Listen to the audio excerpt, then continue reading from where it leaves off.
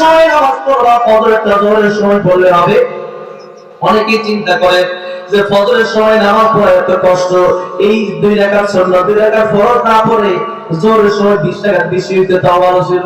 কারণ ফজরের সময় নামাজ যারা পড়ে এরা হলো আসল মুসল্লি, ঠিক না ঠিক? তো ওই সময় এমন ঘুরে ধরে, এমন শীত লাগে, নামাজ পড়তে মনে চায় না, নিজের সাথে জিহাদ করতে হয়, নিজের নফসের সাথে জিহাদ করতে হয়। ওই সময় নামাজ পড়া বড় কঠিন। এই জন্য ফজরের নামাজ যদি আপনি ঠিকভাবে পড়তে পারেন তাহলে বোঝা যাবে যে আপনি একজন খাঁটি মুসলমান। আর ভাই বাবাজিরা, এই সময়ের গুরুত্ব দিতে গিয়া আল্লাহ রাব্বুল আলামিন কোরআন শরীফে একটা সূরা নাযিল করে দিলেন, যেই সূরার নাম হলো সময়।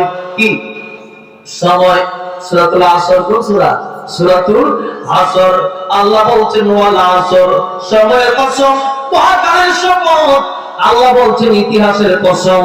আল্লাহ রাব্বুল আলামিন এই জায়গায় সময়ের কথা উল্লেখ করলেন, তার মানে সময়ের বড় গুরুত্ব। সময় যে সময় চলে যায়, এই সময় আর ফিরে আসবে না। এই দিন দিন নয়, আরো দিন আছে, এই দিন নিয়ে যাবে পরকালের কাছে। এই জন্য বলেছেন কাইসু মান দানা নাফসুহু ওয়া আমিলা লিমা বাদাল মাউত। ও আমার উম্মতেরা, প্রকৃত জ্ঞানী ওই ব্যক্তিরা, যেই ব্যক্তিরা নিজের চিন্তা করে বেশি আর পরকালের জন্য আমল বানায় নেয়, পরকালের জন্য সামা তৈরি করে নেয়।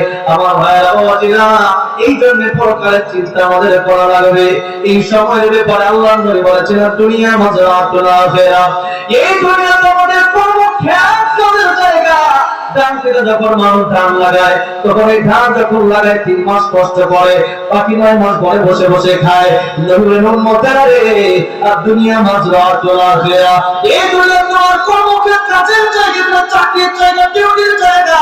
এখানে তোমরা ডিউটি করো না, ডিউটি যদি সঠিকভাবে আদায় করতে পারো, ওই কবর থেকে শুরু হবে অনন্তকালের জন্য সেই ফল তোমরা পাবা। জিন্দেগিতে তোমাদের কোনো কষ্ট করা লাগবে না, অনন্তকালের জান্নাত আল্লাহ রাব্বুল আলামিন তোমাদেরকে দিয়ে দিবে।